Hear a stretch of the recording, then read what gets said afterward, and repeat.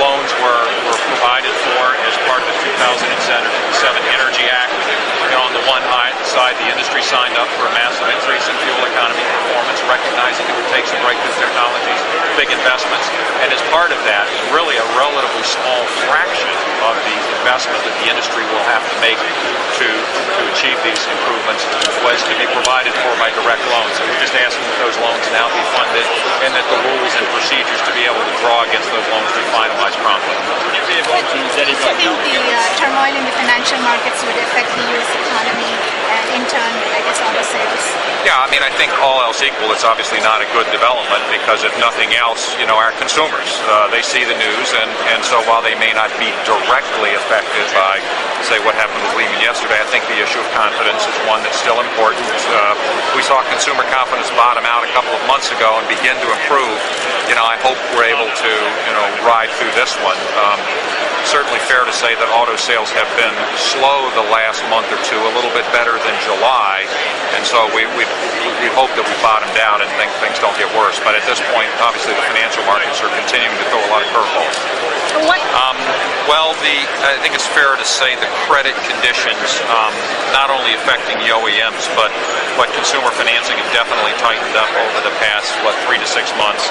I can't really say at this point. And I continue this focus on executing great products and using them to leverage our growth, as Fritz said, around the world, including here.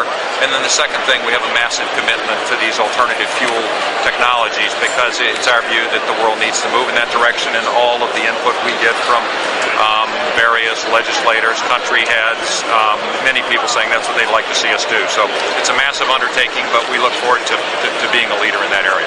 We really had expected to have significantly better availability of capital than we've had. So we took some tough measures, and we're taking out about $10 billion in sort of self-help, our own cost reductions between now and the end of 2009. So that provides a huge help. Obviously, makes it tough as far as running the business. But we have to take those kind of actions if we can't get cooperation from the markets. But it's in this regard, particularly the financial markets have worsened so much since the Energy Security Act was passed last year that the providing the loans, which has been comprehended as part of the legislation, would seem to be the appropriate and fair thing to do right now. How that's affecting GM? How's that affecting consumer credit? Or where are you guys? I'll be back to the second one. Certainly the credit markets have been difficult through the last year, and actually I go back to the fall of '06 when there were some pressures that were already being faced. We certainly have seen credit pressures affecting the consumer. I wouldn't say it's just credit though. You've got oil, you have overall confidence issues, and credit availability, which is affecting the consumer. We're certainly seeing that today. Program doing specifically for the Volt program.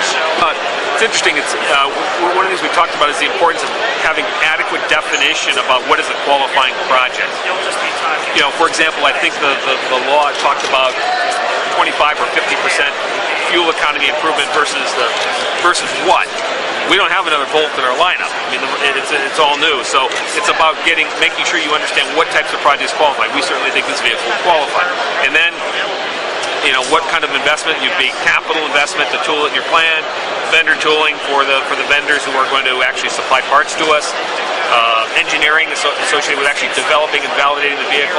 So we think that a fairly broad definition would be in order because those are the total resources necessary in order to develop a car like that. This is exactly the kind of vehicle and exactly the kind of project that was contemplated when that $25 billion was included in the bill. Well, as I said before, it's a Gen 1 technology. Most of our Gen 1 technologies, I don't know that I've ever seen a situation where we make money, particularly when you load all the costs in. So I don't necessarily think this is going to be the exception. I think two things that would be helpful.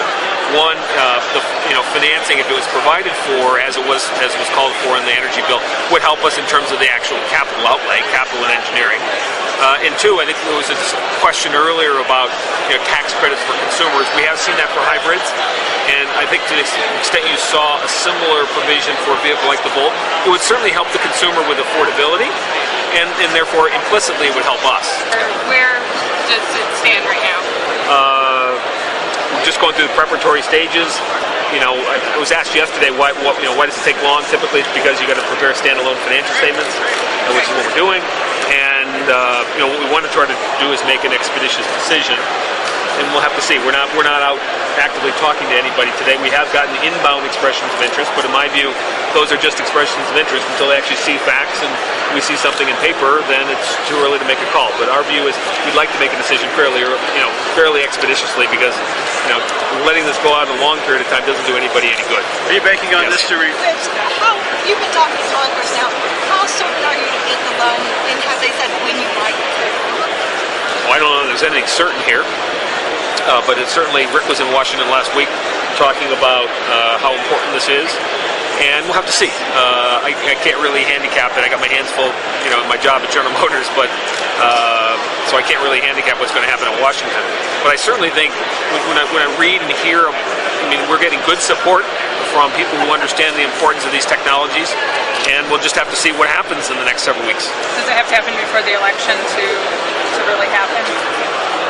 No, our preference would be yes, but I think the way I look at it is, you've got Congress in session for the next several weeks, and then after that, they'll recess for the elections, and so something will happen in the relatively short term, or we'll have to come back to it next year, but our preference would be to see it happen sooner rather than later.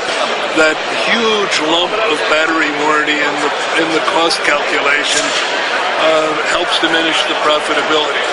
If we gain a lot of confidence in battery reliability and life, we can relax some of that scary warranty provision, and that would make it profitable almost immediately. Can you say what coming out in 2010? And we're going to have a lot of vehicles. We're building a lot now that have Chevy Cruise bodies, but all the production intent Volt mechanicals. And then next year we'll probably build 100 or so that actually look just like that one. And there'll be global test fleets, media drives, and small test fleets maybe assigned to Washington or whatever. And then in 2010, starting early 2010, we'll build hundreds. And many companies would call that production start. But even though they will be production vehicles, what we call beginning of production is vehicles in showrooms that customers can actually buy. But you will, all of you in the media, see plenty of Volts starting end of next year, and then especially in 2010, there will be a lot. Of course, some of them will have to go to China, and some will have to go to Europe and Latin America, but we'll have plenty of cars. What will this do for your California zero-emission vehicles?